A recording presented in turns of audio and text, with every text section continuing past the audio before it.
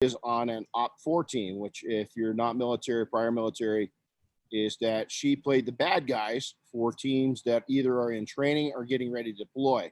So in this case, she was waiting for, I believe this was a scout sniper team, the Silhouette, and they were looking for them, and then she would pop them off. Now, they're not using real rounds. It's sim rounds, but nevertheless, it really helps them come to the next level. So I wanted to share that. Very proud of my wife for serving in the serving the guard here in California. And so, baby, well done. This was taken just a few months ago. So this was on an assignment that she did up in Northern California. So the marketing most are doing is attracting the wrong people. Marketing is no longer about the stuff that you make or offer. I'll add that part in, but about the stories you tell. So that's why I want to share 2 stories with you. Make sure my phone's on vibrate real quick. So Seth Godin said that, and I couldn't agree more. The art of storytelling has kind of been lost. And if you can get really good at storytelling, you're going to get really good at marketing. People like a good story. I think that when we come out of all the crap that our world's faced now, is we're going to like a real good, positive story more than ever. And so get really good at that. And I'll share my opinion on the 2 story. Rethink everything. I start this out every single week. And you say, what the hell has cattle got to do with this? Is that we could face some shortages. People are going to be stressed. People are going to have their minds, they already do, on a lot of different things. You probably, like myself, I've come up with every kind of conspiracy you can think of. I think I'm up to 501 different options of what's going on in our world. And I keep coming back to the fact it's just a virus. So if me as what I consider a rational person is coming with all these different theories, you can imagine people that are a little more stressed and a little more affected by this, is they're going to really be kind of out of their norm. And so we've kind of got to be able to bring people back into the norm. And I think in some markets that norm's going to come back pretty quick, whatever the norm's going to be. I'm not reading too much into that, but I think you need to get onto your stories right away. Even probably you shouldn't have never stopped. So online marketing, it's the air attack. This is the newest part of businesses. We haven't always taken and had an air attack, just like we haven't had an Air Force, believe it or not, for that long of time. And so you've got to take and kind of consider that in. So kind of think that for a second of as the online as the air attack. Hey, did you notice I threw in a cool different picture for you there?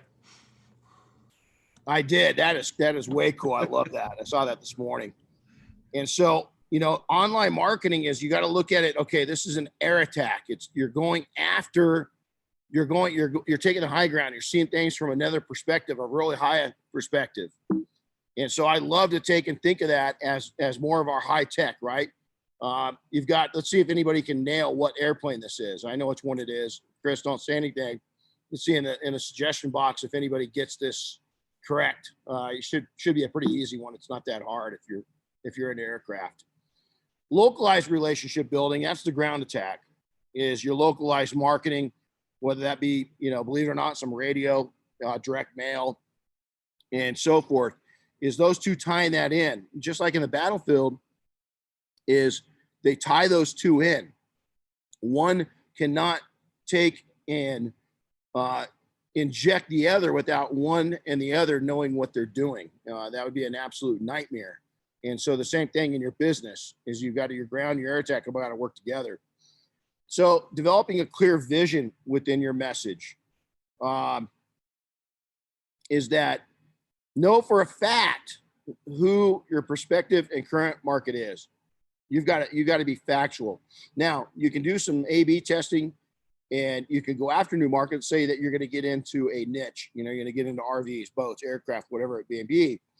Even then, for instance, getting into the aircraft. Let's talk about aircraft. Everybody loves to talk about aircraft detailing. One of the most difficult segments of detailing, especially within a specialty, A lot of people see the little Cessnas flying around single engine planes. Man, I'm gonna go out there, look at that. There's 300 of those small planes in our market. While in reality, it's a really tough market to break into, those small planes. The money lies in the corporate jet, the chartering business, fractional ownership business. And so knowing that and then going after that, you've got to have that clear vision. You've got to be able to track your clients and prospects. You've got to be able to get in there and actually see and start learning their habits. If you don't know for a fact, A/B test it. Now, A/B testing is, Chris and I do a lot of that within our marketing efforts, is we test the same message, but with two different languages or two different images or two different statements on different times. You guys are going through a test bed right now as we've moved over to once a week on these events. And we started it off at a very early time to see if that helps all of you out of being able to attend versus doing it later in the morning. And so we're kind of A/B testing this right now, is just to see what happens. You'll see the times will change a little bit over the coming weeks as we're going to change it into different times to see which one where we get the best results, where the most people show up. That's A/B testing, is just putting A against B, finding out the results. Now it could be ABC testing. It could be ABCD testing. You can add as many in. Problem is when you start adding more in, it's harder to track it. So you're better off just doing A/B testing, A/B testing, A/B testing. So it's kind of like a heavyweight championship, is you take one contender against another contender. The winner is the champion. Then that champion fights the next person. That person might take them out, so that you keep going up the line like that. Aim at who and what within your market. Is that you have got to have really good aim, sniper precision on who you're going after. Don't shotgun it. Now, in the beginning, in the early days, even coming back from what we've experienced as of late, we might have to shotgun it a little bit. But as you hone in your skills and you find out who's spending money, is you want to aim at that, take aim at that, and then go after that within your ground more. I love this. Is anybody that's in the military knows exactly what I'm saying, is that, you're calling in, especially if you're a reservist, if you're a weekend warrior. And, if you look at this, is this Marine is calling it in, Roger, the detainee's name is Anal Chestnut. Oh, fuck it. Screw it. I don't even know the alphabet. My point to this is talk plain English to your customers, is they don't know what this means. They don't know our alphabet. They don't know. And a lot of the times we talk and we're really proud. I know I have. You walk up to a car and you look at the scratches, you go, wow, yeah, that's got a lot of rids. And the person kind of looks at you like, it's got a lot of what? Yeah, it's got a lot of rids, It's a lot of rids, a lot of texture to it. You can see the orange peel in there, and they have no idea what you're talking about. And, so talk plain English, bring it down to their terms and start educating them. Instead of making them feel like they don't know anything, start making them feel like you're teaching them something. That way, all of a sudden they go up. Now you could say rids, but it better be said something like, hey, I can sign this. What you see the scratch right here. This is a random isolated deep scratch. It's what we call a rid. And so you've got a couple of these rids, what we call rids, what you call, a scratch. Do you want us to go after that? So you can talk in the language, but make sure to decipher what you're saying. For instance, when we go from military over to from search and rescue, combat support to civilian search and rescue, we go what we call plain English, which means, hey, you, it's me. It's as simple as that. We don't use any terms, because guess what? That's what the sheriff's departments are using within their search and rescue operations. They're not using any 10 codes. They're not using anything. So when we come in from military, we go straight over to plain English and just talk plain English. Hey, you, it's me. And so you're better off with that within your own business. I love this, Kevin Hart. When you jump into the political realm, you're alienating some of your audience. So you can read the rest of it as I talk, is that Kevin hit it. There's a lot of celebrities that jump into it, and whether what side of the aisle you come from, when you hear them, either they're on the left speaking crap or they're on the right speaking crap, doesn't it change your opinion a little bit? And so I think those are one of the things, is that a no-fly zone, again, is talk plain English and stay out of political hotbed stuff. Stay out of stuff that's controversial. Is just stay away from it. If you believe in abortion, and you start touting that all over your social media and your website and around town, good. I love it. Or if you don't believe in abortion, if you're one stance or the other, is that I don't need to know that as a customer. I really don't want to know that. Now, some you'll align with, but 50% you're not going to align with. So you might say, well, it's my morals and values. That's okay. You can live by your morals and values. And if you get into discussion, a private discussion, and they ask you about it, I'm not saying to withstand and not share your values. I'm just saying not to broadcast it out to everybody. Right now on social media, I go on for social media, I make a post, and I'm gone. I mean, I'm not spending 5 minutes a day on it. I'm not spending 3 minutes a day on it. The reason why is I simply don't want to take and see all the crap that's up there right now. There's enough crap going on in the world. I want to see positive. I want to read positive. I want to read the cool stuff you're doing to make it through this. I want to see, the funny stuff. I want to see the challenging stuff. Like I just told you at the beginning, 501 different topics of what's really going on with this virus right now. And I keep coming back, shit, it's just a virus. I love seeing that kind of debate that people have with themselves. I don't want to see political stance. I don't want to see garbage. I just don't. And so you shouldn't be putting that stuff up, my opinion. Look at social media and online efforts as a system. You've always got to think of it for best results. For best results, you've got to be on all social media platforms. Is that it's a transmission, it's a gear system. You've got to have a website. You've got to have reviews. You've got to have testimonials, and you've got to have a website with a blog. If you ask me, you've got to be blogging. So you've got to look at all of that as a system. A lot of people say, well, I'm just using social media. I really don't need a website. I'll tell you a validation for having a website is at the end of the year, last year, we were looking for a piece of floor cleaner for our shop. And I found one on social media. There was something that popped up and I was like, wow, that looks pretty cool. So I went over and read about it. The next thing I did is I went to their website and I did a review as validation for me as a consumer.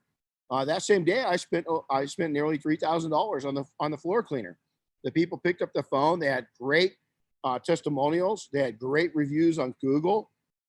Their website was thorough. It was updated, and they answered their phone. They did all the right things. They had a great social media. It wasn't too techy. It looked nice. I would say that it was probably clean and simple. Their website was the same thing. It wasn't extravagant. It wasn't huge, but it had everything I need. And within 15, 20 minutes of finding them, they got my money. And so that's what you want to look at, is using all the social media and online efforts as a total system versus one versus the other. You have your favorites? Absolutely. I'm an Instagram guy. I love Instagram. One of the tools that we leave out a lot of times is business related social media, not just the fun social media sides, because there's a lot of business, especially localized. Website, really, do we really need one? Why should you have a website? I'm using social media platforms for this purpose: validation, search engine optimization to come up with you. So when people do use Google, they're going to find you. They're going to find you in local searches. Google Maps is a great, believe it or not, when people search it, just think it's the last time you looked for a restaurant. When you're tied into Google Maps, it's there. Blogging. This is huge. Blogging is a great way to take and update your site constantly. Chris has got me on a mission as we put all of these videos onto our blog, but also now as I'm writing. So I'm writing small write-ups and we're putting that into the blog because that's constantly new information for the search engines, for the spiders to go crawl. And the search engines love it because it's constant new data instead of just sitting there as old data. And then tie into all the social media efforts, your website is that you can tie that in together. There's different packages depending on the software that you use to build your website. You can take your blogging and it automatically goes over to social media when you blog. Pretty cool. And it can be all automated. So there's a lot of cool things where you can tie your website into your social media marketing and for validation. And guess what? It doesn't need to be a big site. Matter of fact, very small, 4 or 5 pages tops. and it doesn't need to be expensive. If you're handy, you can build your own website right now, especially for those that are in states that are going to stay shut down for a little while. Go ahead and build your own, play with it and see how it works. 2 stories. I love this. This is my buddy Doug, and you can see pretty amazing car, right? But you want to tell the story about you first off. And you want to tell the story about you is because you want to connect. You want to be a person, is you want to be real. I like to share just enough and let them know I'm a family. So a lot of times I'll tell little stories about what my kids are up to. Anybody that follows me on social media, our dogs are important to us. I slowly take and tell my story about education, of things I've done to become a better technician, better business owner. Passion is I love to share how much love I have for what I do, but also what we do outside of the business, what we do to support the community, what we do to support our nation. And then community involvement that's really huge. Is you want to be careful. There's a line between bragging and then there's a line of where you're just simply informing. And I love to inform, but a lot of people forget the story of them. And it's you are the most important element within your business. So many people put so much into their logos. And so they want to build this big corporate image. We came out of 9/11 and it was a wake-up call, is that we had been this corporate image, this big little company that we had built into this big little company. I wanted the image to be of a big company, not a little company. 9/11 happened and I went the opposite way. We started marketing as a mom and pop because we wanted to take and get a connection. And then 2008 happens. Guess what? Even more so. Main Street businesses were really popular. Guess what's really popular right now? You're going to see me posting stuff on social media.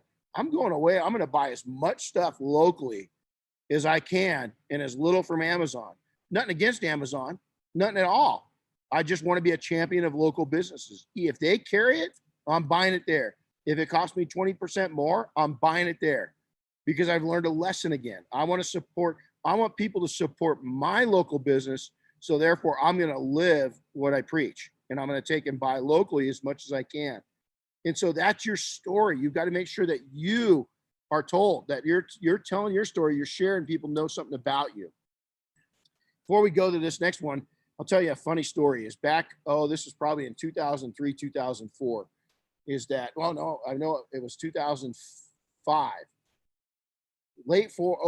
Christmas of 04. Sorry, guys.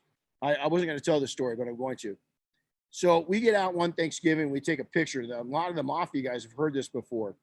We took a family picture out of our house, and we had a little blue spruce tree sitting there, and our house in the background, and take a picture. And our kids are really little. Matter of fact, Darren, our youngest one, that's 16 now, she was less than a year old. It was her first Christmas.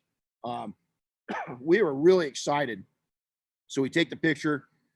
It was our Christmas picture. A couple days later, I put it in a newsletter and start promoting gift cards. And we said, from our family to yours, Merry Christmas. We're working on selling gift cards. It's a perfect gift, unique gift of clean, all these different things, right? And our phone starts ringing off the hook. Well, Nan Michigan calls us up, one of our customers, and she says, Renny, oh my God, that was such a beautiful picture of your family. And she goes, I want to buy 20 $200 gift cards. And she goes, I'm going to give them out to family and friends for Christmas. I almost fell off my rocker. I was like, you want 2? Did you say 2? Or are you drinking? We had that great of a relationship. She goes, no, I want 20 of them. So I took them up there. When I get up there, she, and the phone was ringing. It wasn't just her. Nobody was buying 20, but we had people buying a lot of gift cards. I get up there and she goes, my God, Renny, she goes, we're in a really wealthy area, right? She goes, your family is so cute. And she said, I just couldn't believe it. She goes, on your little house behind you, it was sympathy buys. They saw our little 2,200 square foot house. And you got to remember, these people had 8, 9, 10,000 square foot houses. They don't know, with 2 people, they don't know how the heck we're fitting 6 people into 2,200 square feet. They felt sorry for us. So the next year I go down, and a year later, I getting dressed the day after Thanksgiving, and Diane goes, where are you going? I said, I'm going to go down to the mobile home park. She goes, why are you going down there? And I said, I'm going to look for a trailer that's, that you can see the tow hitch still on it and the wheels are attached. And She goes, what are you looking for that for? And I said, well, that's where we're taking our Christmas picture. I said, man, if we did that well with our house in the background, I said, we're going to make a fortune off the fact if we take a picture in front of a trailer. Of course, Diane wouldn't go for it, but two stories, the vehicles. The vehicles are always going to be, they're the stars, right? Is that the even if you work on minivans, now this is Doug, pretty rare car that he worked on, amazing story on the car. And we've been able to live part of that, of Doug's life, of seeing his collectors at Monterey and so forth. But tell the picture. You got to be careful of giving too much about cars because some customers don't want it. But make sure you tell the story in pictures. Best scenario, have the customer tell the story. If you can get the customers to go on social media and talk about you, that's even better. And I'm not talking a referral. I'm actually saying, taking a picture of maybe you and your trailer like this one and saying, look at, what Absolute Shine Auto Spa just did on my vehicle. These guys are amazing. Oh my God. If you can get them to do that, that's best case scenario. Photos and videos, we don't have to tell you that. You don't need to know how important they are. You know it is, but getting them out there. Forums, and I'm not talking about detailing forums. Stop posting in detailing forums. If you're working on an F-150 pickup, how many F-150 forums are there out there? I mean, there's a ton of them. There's a forum for almost any car you can imagine, either a standalone or definitely on social media, or simply just hashtag it if you're on Instagram. But you got to go after it and tell the story. Other people with that brand that make that model are going to be watching it, and they're interested in what you have to say. Become that localized expert. And boy, I'll tell you what, you'll be really happy. And then just build awareness of what you can do. So by capturing photos before and afters, Mike Phillips says it really good. The key to great before and after pictures is remembering to take the before picture. So many times as we as technicians, we get excited about doing the work. We go in there, we do the work, we correct the problem. We forgot to take the picture of the problem before we corrected it. So now we just got a perfect area with no before picture. And so I love that saying. A lot of people in the industry are doing this right now, is that I get ads from small operators. And that's not a downturn on anybody. We're small, we're tiny, we're three of us. But you know what? Why, if you're in Washington State, is people in Florida getting your ads? You're just wasting money. You got to take and super hyper concentrate. For me, is where I'm going to do is I'm going to go right into Big Bear Lake where I live, within maybe a 20-25 mile radius. Now, as my reputation builds, that area of operation is going to get bigger. I could drive in people from as far away as Phoenix, but probably not. You could, but is there money in it? Well, if there's money in it, great, let them come. But right now, just concentrate. So it's cheaper, it's more affordable, it's easier to track. There's so many reasons, but I see people trying to take and become famous, so to say. And then there's those people that just don't know that they're not doing the target marketing like they should. They're spending so much more money than they have to, and they're getting really crappy results. If you really hyper concentrate your ads to your local market, it's not going to hardly cost you anything, and you're going to have far better results and a lot more exposure for your money. So with that being said, target marketing, incredibly affordable, especially right now. There's so many packages out there, is that it's easy to target down to many levels of precision. You can target all the way down to makes and models. You can find people in their careers. Let's say that they work for a large law firm you're after. You can target that. You can target areas within your market, neighborhoods, planned developments, country clubs. You can target habits. Let's say they're golfers. Golf and detailing go hand in hand. Let's say they're golfers. You can take and target down to that. Let's say that there's, in our area, there's a well-known shooting range. You can target down to that people to go there. Equestrian. Holy smokes. You want to get tied into some money. Is not everybody with horses, but a lot of people that are really into it, is that they've got nice vehicles that are towing the horse trailers and everything else around. You can go all the way down to interest. So if they're into hiking, if they're into outdoors, a lot of times those people, they're going to go out there, weekend warriors, they're going out and getting dirty, but they need their cars cleaned up and they need them nice. Jeeps, I tell people, trucks and Jeeps are huge. People just underestimate the value of trucks and Jeeps. So you've got to get in there. You've got to get in and hyper do it. Reviews and testimonials. Get people talking reviews. Get them to go to Google. Get them to go to your social media pages. Get them to go to your Facebook page. Get them to go to Yelp. Get them to go to all of your, man, there's a lot of local ones that have popped up, right? You can go on there. But testimonials are completely different than reviews. Testimonials are things that you can use, that you can send out in newsletters, that you can print, that you can put in printed items. There's a lot of ways that you can use testimonials. If you can get a video testimonial, oh wow, man, that is great. Transcribe it for them and say, hey, I just transcribed your video testimonial. Can I get you to take and sign this so I can share it? Share those testimonials and those reviews. If you're getting good reviews, go over and copy and paste them into your social media. Put a cool picture of the person's car behind it and put that picture up on Instagram. It's a real statement. You just pulled it right off your Facebook page. So go in there, copy it, and put it down. Do the same thing on your website. Do the same thing in your newsletters. So you've got to really take and crack. I am not shy. I will ask people for reviews and testimonials, sharing about our business. You have got to ask. If you don't ask, they're not going to do it. So make sure to get in there and ask them. Ground war efforts. This is huge. Tie in social media and online to offline. How the heck do you do that? You're going to work with other small businesses in your area. That's how. Is that you're going to go in and network with anybody that's automotive related, anybody that's service related. If they're going in and they're seeing if they got touch points with the customers that I've got touch points with, I want to know that company. I want to know them well. And more so, everybody looks for the wrong reason. They look because they say, hey man, that person can give me a lot of business. No.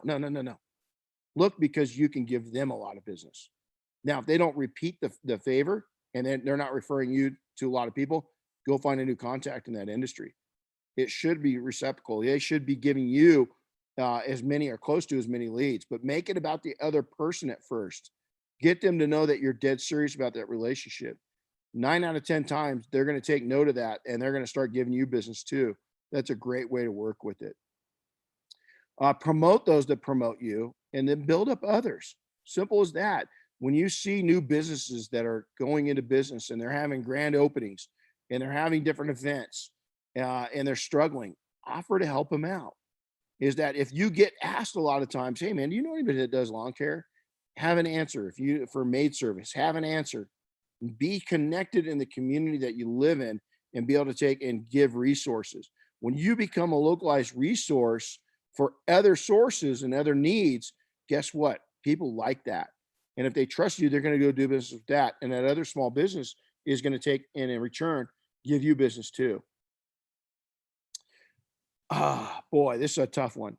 Most detailers are marketing to other detailers. They're peacocking.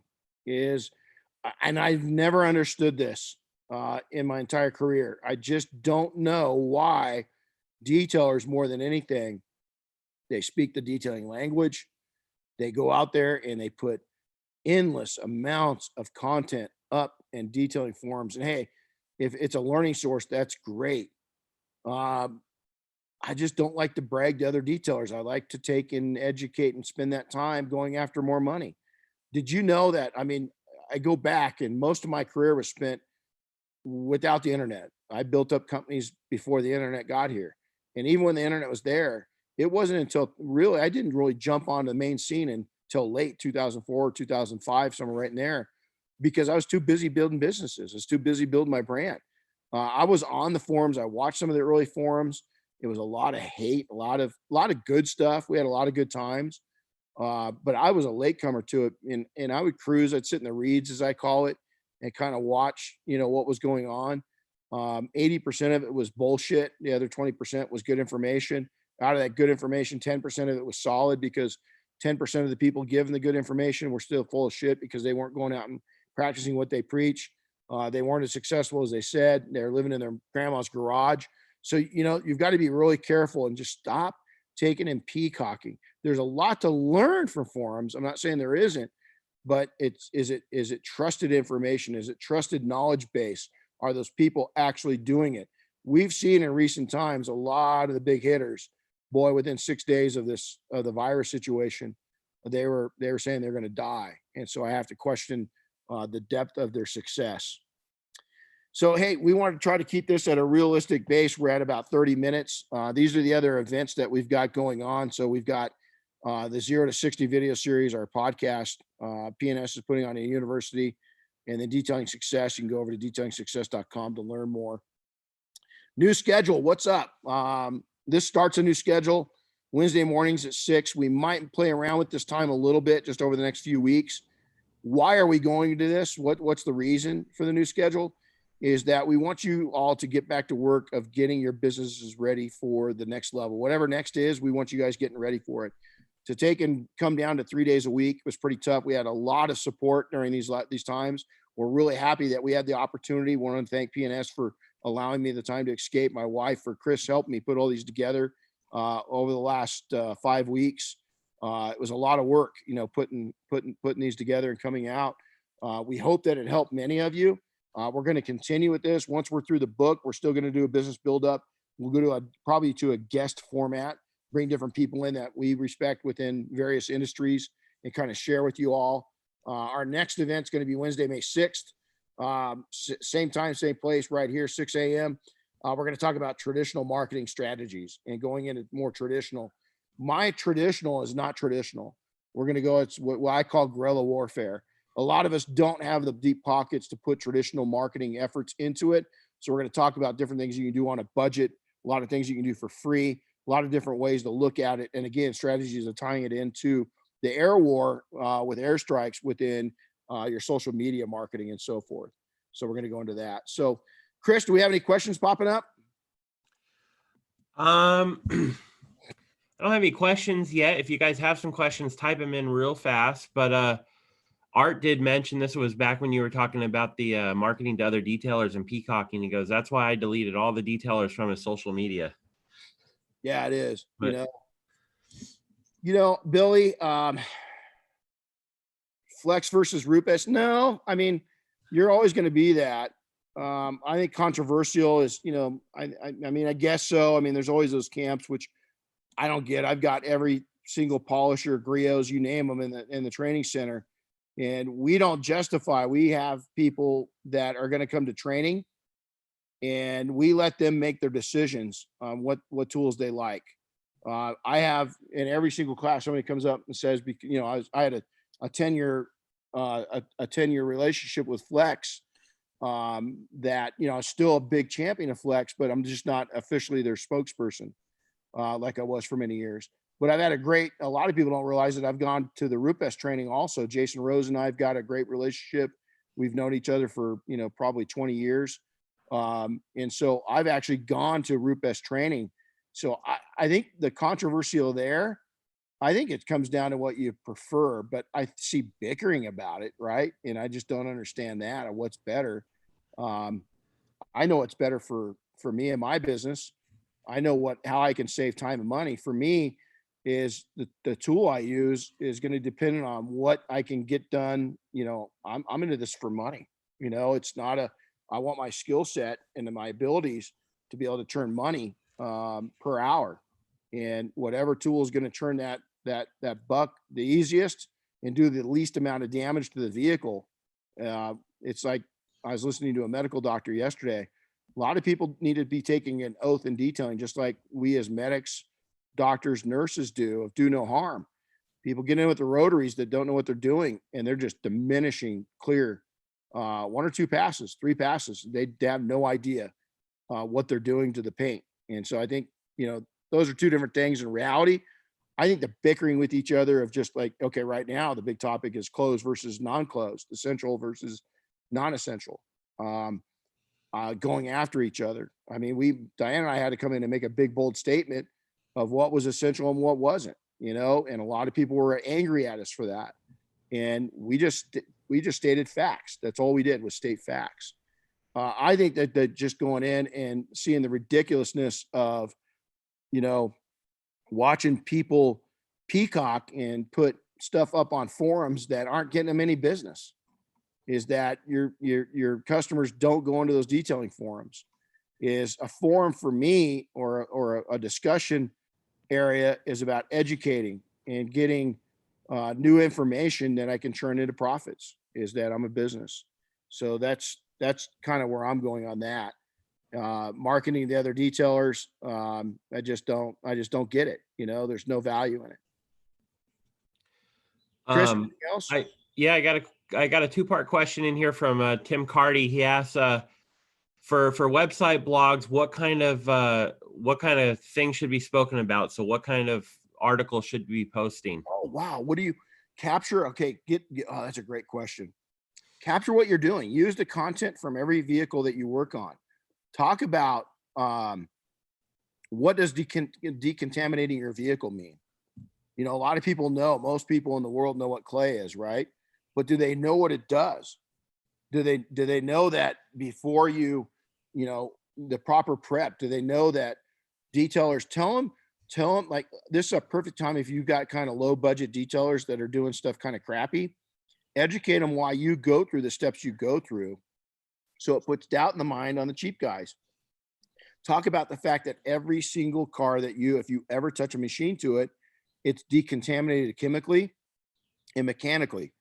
Is that and the reasons why, and then show before and after pictures. Talk about the art of wheel cleaning. That you've got two different levels of wheel cleaners.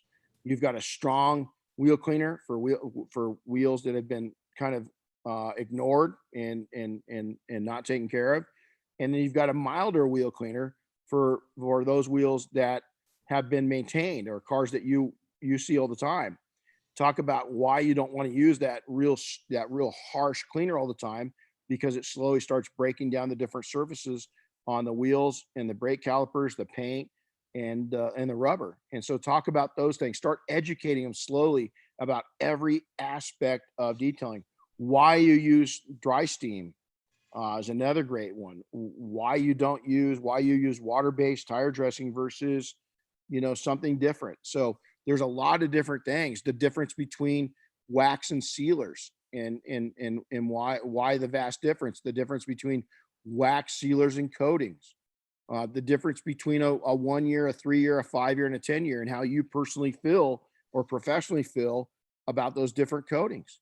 There is a host every time if you can imagine, if you touch a surface, there's a story behind it. You've just got to learn to tell the story of how you clean radio knobs and why you do it, how you clean vents, how you clean steering wheels, how you include trunks within your details.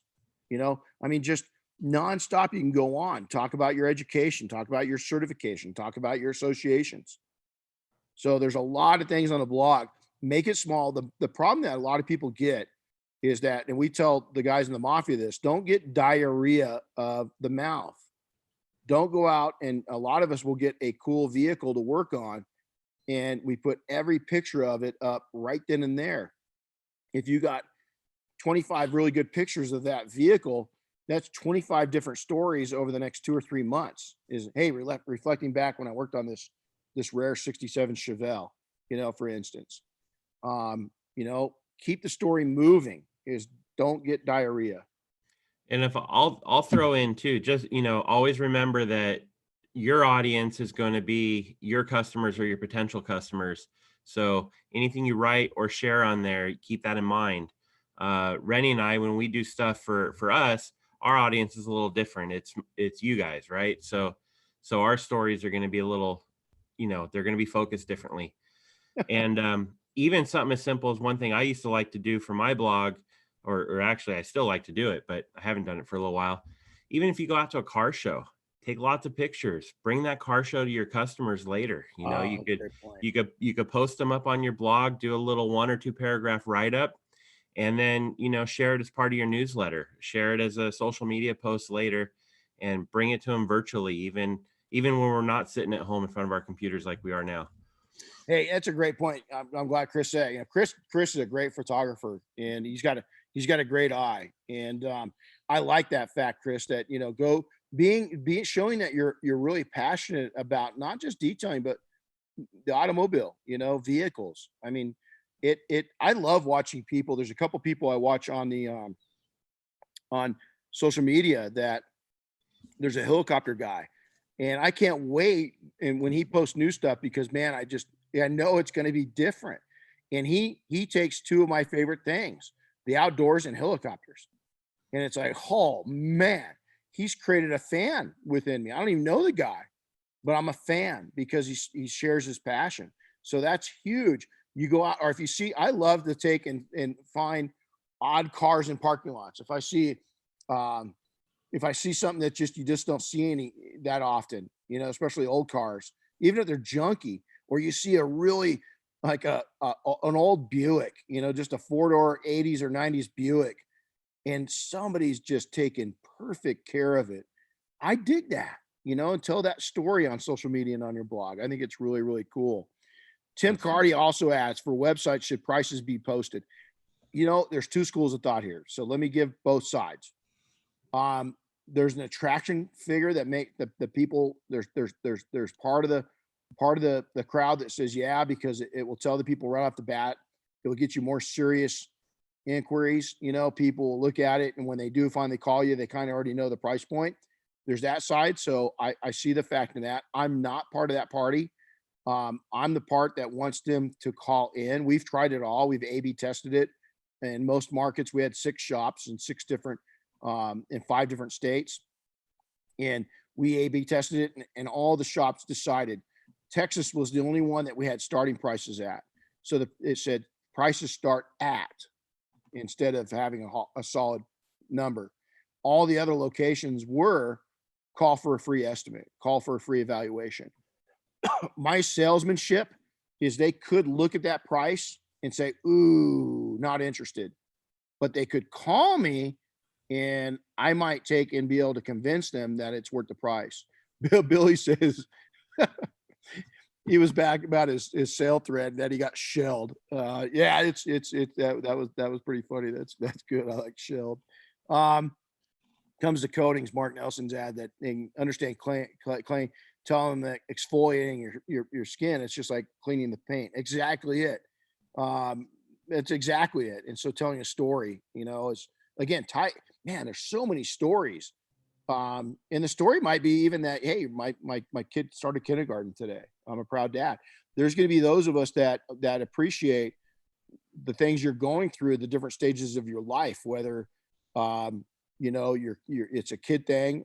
Dogs and animals are one of the key factors that will tie in people's heart to you. And so you know, we've got 4 dogs. And they're all rescues. So I love telling my, you know, I don't show my dogs for business.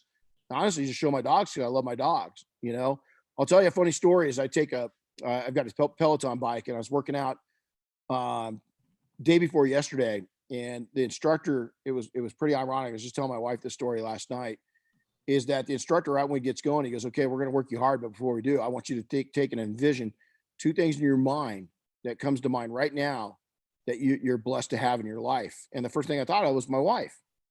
And I said, wow, you know, Diane, I probably don't give her enough credit. And I need to tell her she's a blessing to me more often. And 2 seconds later, our dog Boomer comes running into our shop where my bike is. And I go, and I'm happy that Boomer, I'm blessed to have Boomer. And it was a funny story because he's such an amazing story in himself of being rescued and his life before us and how he's impacted our life. So, okay. So Chris, any other questions? No other questions right now. All right. Well, hey guys, we're going to try to take and respect your time, give you solid information. Listen, there's a lot of online marketing we go into. Some of it's cloudy. Some of it is really technical. We could spend days, hours, weeks. A lot of it's over my head. We know what we do, but there's pros that actually do it. Tonight, we've got William Lars coming on to the Detail Mafia and doing private webcasts with the group. He's got a lot of marketing experience on social media. So we could do a lot of this. We'll definitely dive back into this. I've got some experts I can call in future episodes when we get through the book. So we'll do that. So, hey, if anybody's got any questions, reach out to us. You can go to detailingsuccess.com. You can reach Chris at detailingsuccess.com, or you can reach me, Renny, RENNY, at detailingsuccess.com. So thanks for coming in. If you've got, I'm shelled. I'm still looking at Billy's. I got shelled. If you've got comments, or if you've got input on times that you would like this to happen, let us know. We're trying to play around with it just to see what works best for all of you. It's all about you. Obviously, we adjusted. We want to take it. If it works coming in earlier, we'll make it happen. So thanks everybody. Have a wonderful rest of the week. Go out, and I'll share with you right after we get off this call. Name 2 things that you are fortunate to have in your life. Just think about those 2 things for a microsecond, and then make sure that you reach out to those two people or 2 opportunities, and make sure they know that they are a blessing to you. So take care. Have a good rest of the day. We'll see you soon.